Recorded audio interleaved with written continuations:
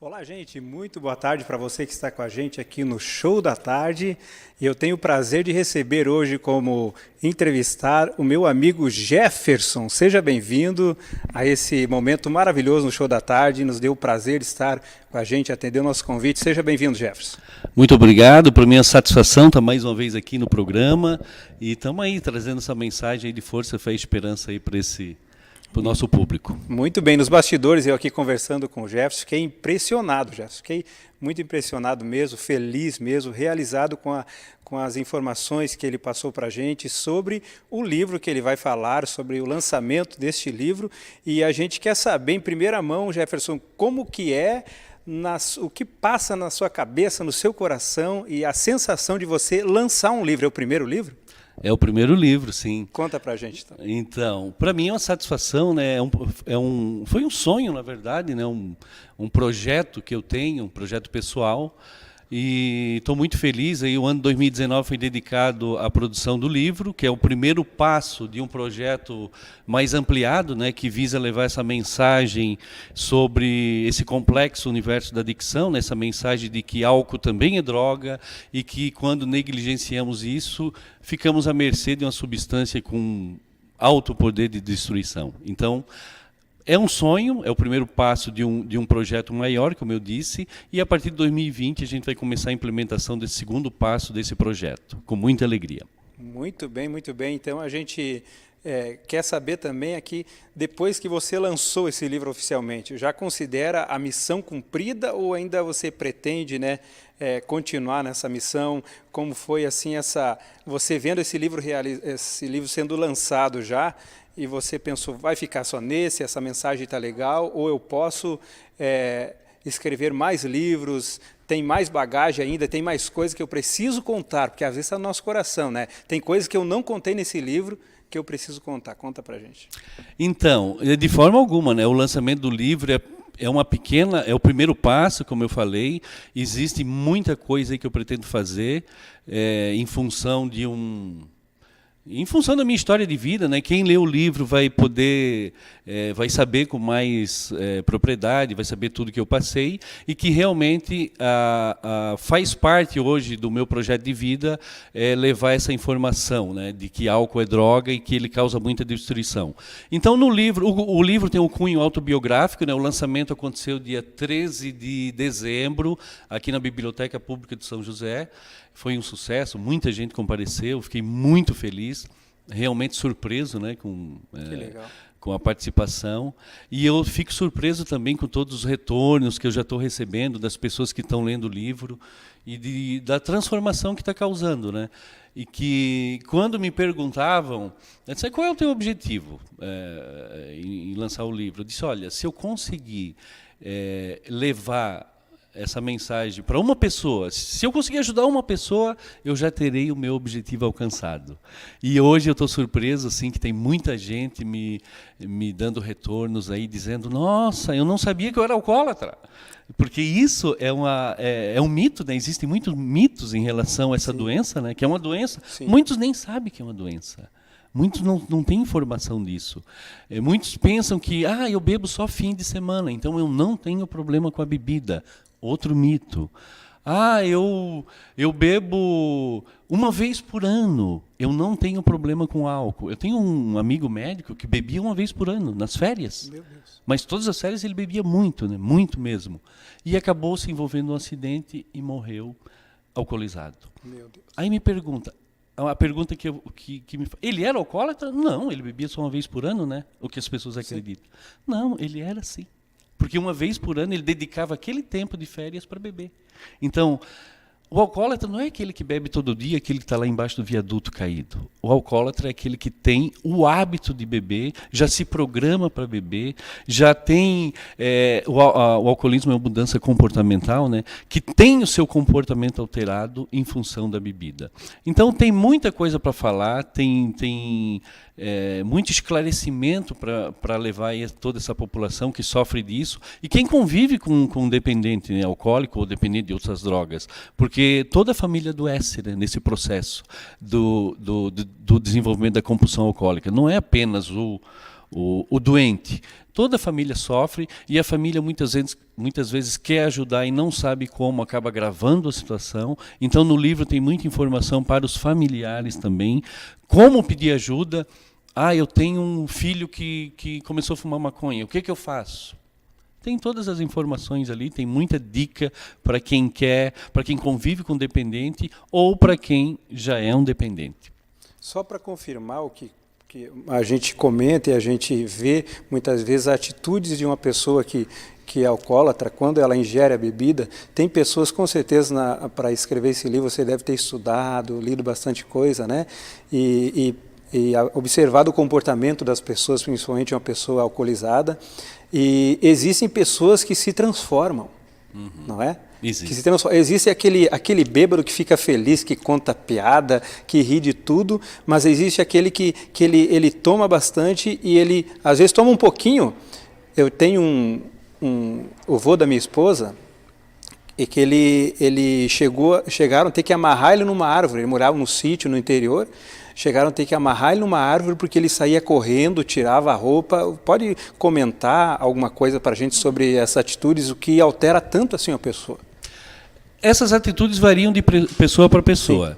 Então existe o bêbado que fica, o alegre, que fica contador de piada, aquele que é tímido.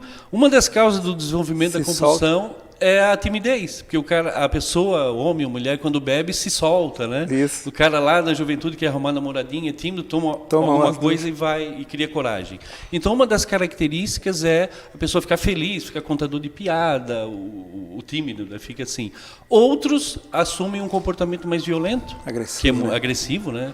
Que é comum também, né? O cara chega em casa, bate na esposa, nos filhos, e cria o terror, né? Existem outros que se fecham, que era o meu caso. Quando eu bebia, a minha postura era de se fechar. Eu não falava com ninguém. Tanto que eu bebia isoladamente, eu não bebia com amigos, né? E realmente eu me fechava. Quem me conhecia sabia. Quando eu estava calado, é porque eu tinha bebido. E tu descobriu por que tu se fechava, estudando? Não, na verdade é um comportamento. Seria timidez? Né? Acredito que sim, porque eu sou tímido, né? Então, e eu também tinha outra questão, eu tinha vergonha de beber em lugares públicos. Olha só. Eu não tinha vergonha de assumir a minha condição de alcoólico, mas eu tinha vergonha de que os outros me vissem.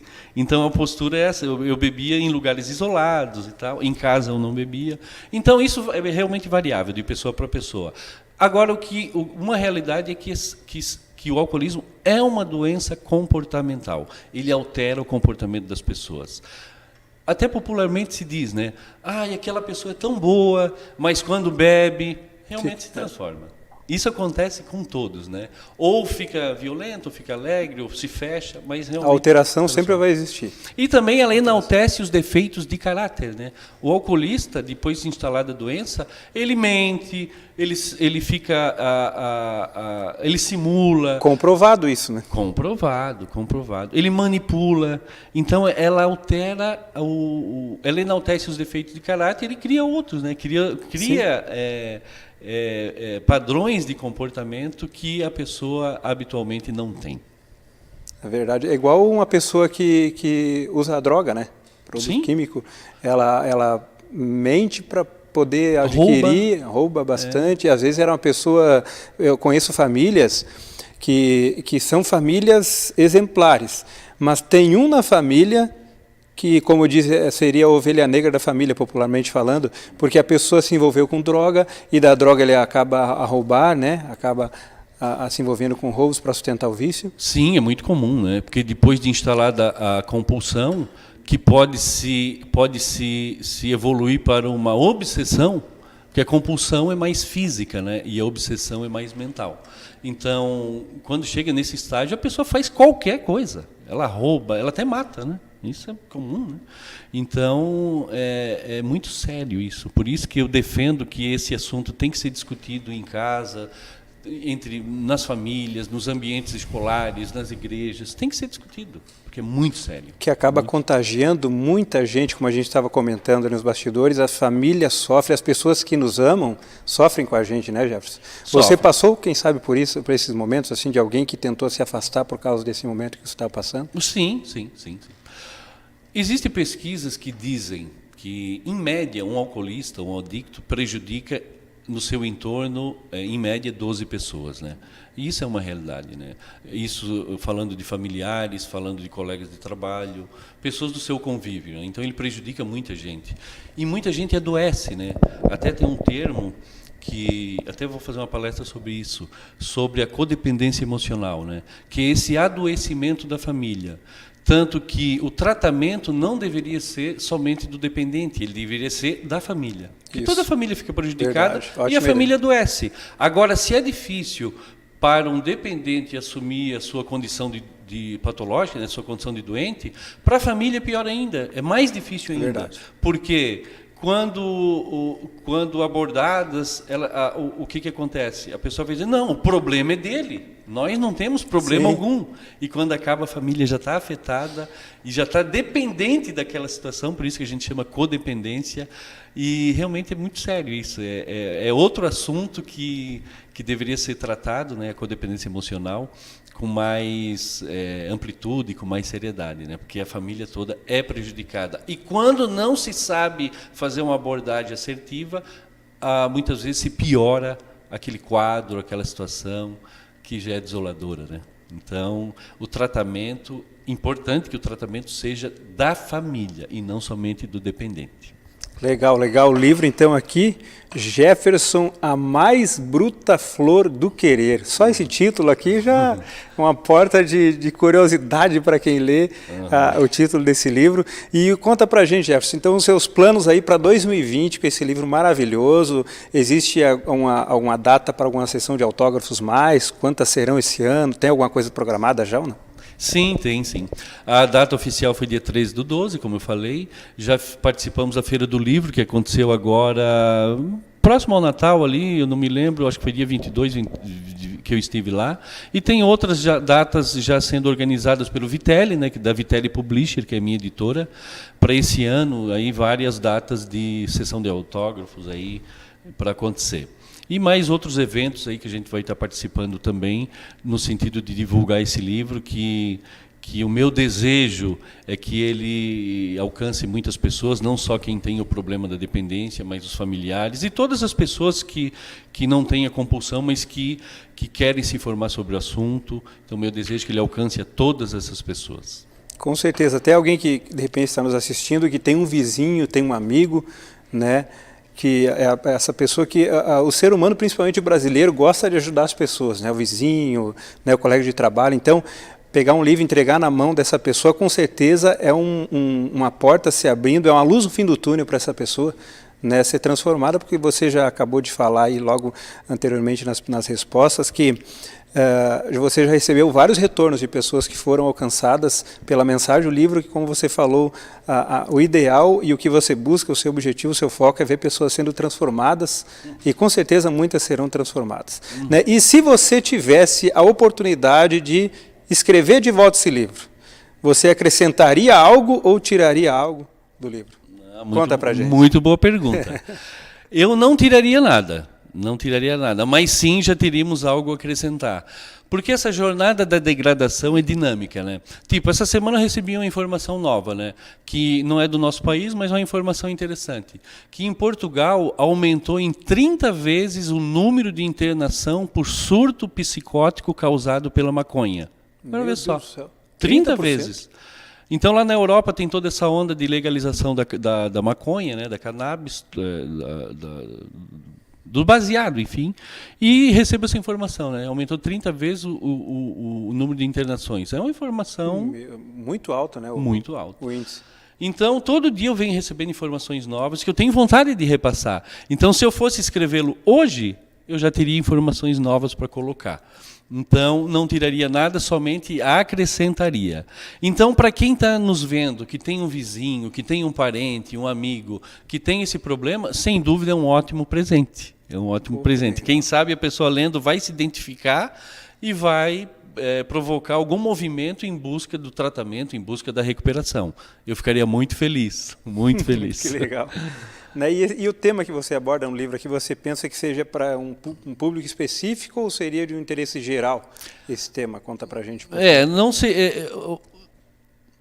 O meu desejo é que seja para todos, né? Para todos que ou familiar que tem alguém que tem um problema, ou para quem já tem a doença instalada, mas ainda não se deu conta, porque o alcoolismo é a doença da negação. Infelizmente, a pessoa é uma dificuldade para muitos, isso é fato, né? Para muitos admitirem essa impotência perante o álcool, né? Admitir que é um doente, e eu levei muitos anos, né? Muitos anos para admitir isso. Então, durante esse tempo, muitas coisas ficaram pelo caminho, né? Mas só depois que eu realmente admiti dentro de mim, admiti e aceitei, né? Porque essa admissão ainda eu divido em duas partes. Primeiro, a pessoa admite, mas lá dentro ela não aceita. Então, só quando eu verdadeiramente aceito a minha condição de doente e vou em busca do que eu preciso fazer para ficar bem, é que eu consigo superar toda essa compulsão, né? Então, para quem tem problema com um familiar, o livro serve para todos, assim, para todos mesmo. E a mensagem para quem não tem a doença é que ele leve informação acerca do que o álcool pode causar, né? Então, como até no primeiro capítulo eu falo do Edward Lorenz, né, que criou a teoria do caos, e ele diz que o bater das asas de uma borboleta no Brasil pode criar um tufão lá no outro lado do mundo. Isso é uma verdade. Então, como aquela pequena e ingênua dose de bebida que eu consumi lá na adolescência pôde provocar uma sequência de tristezas, derrotas e quase morte lá na minha fase adulta. Então, realmente foi algo muito pequeno que provocou toda essa jornada aí de perdas, né? É verdade. Então, a gente vê também as pessoas, principalmente dependentes químicos, que geralmente quando a pessoa vai fazer uso ou da bebida ou de qualquer tipo de droga, isso leva a pessoa a se afastar das pessoas. Né? Ela se afasta das pessoas. Uhum. Eu faço corrida e eu vou correr na beira-mar de São José, muitas vezes aqui, e eu encontro muitas pessoas que a gente vê que é uma pessoa de família, uma pessoa bem estruturada, bem culta, que ela vai para a beira-mar, se esconde no seu carro e fica fumando a sua droguinha escondido, longe da família, longe dos amigos. Uhum. Você passou por esse tipo de sofrimento, com certeza. Dá uma pinceladinha, a gente tem um tempinho ainda, para essas pessoas que isso leva a se afastar quando você queria fazer o uso da bebida e sabia que as pessoas não iriam gostar que estavam com você. Qual é o sentimento que você tinha quando isso acontecia?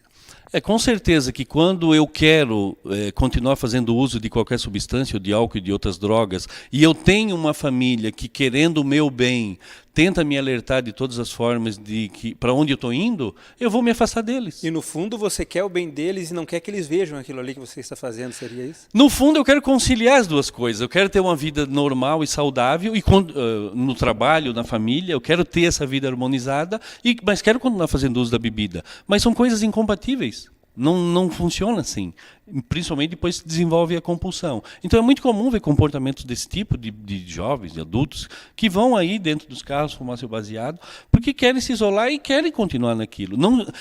Se vê, está fora de planos, né? Eu não quero olhar para mim, eu quero continuar fazendo isso sem pensar, né? Eu não admito que eu sou um doente. E realmente é assim que funciona. E leva a depressão isso, porque a pessoa às vezes se vê ali e ela realmente entende que ela precisa de ajuda e ela não reconhece que ela tem que tomar uma atitude. Não seria mais ou menos por aí que ela acaba sofrendo? Muito comum isso. Então, ela não reconhece e não quer, até dependendo do grau da compulsão dela, ela não tem força para buscar a recuperação sozinha. E é isso outro detalhe. Eu tenho que ter a humildade para pedir ajuda. Verdade. Porque assim, sozinho é difícil. Enquanto eu não tive essa humildade, aconteceu isso comigo, né? De buscar ajuda, de buscar entender o que é isso, de como funciona todo esse processo, como funciona o processo de recuperação. Enquanto eu não pedi ajuda, eu não consegui. Então, o primeiro passo é esse, né? Assumir a condição de doente, de que a minha vida realmente saiu do controle. Eu não consigo, não tenho mais domínio sobre a minha vida. E tenho que buscar ajuda.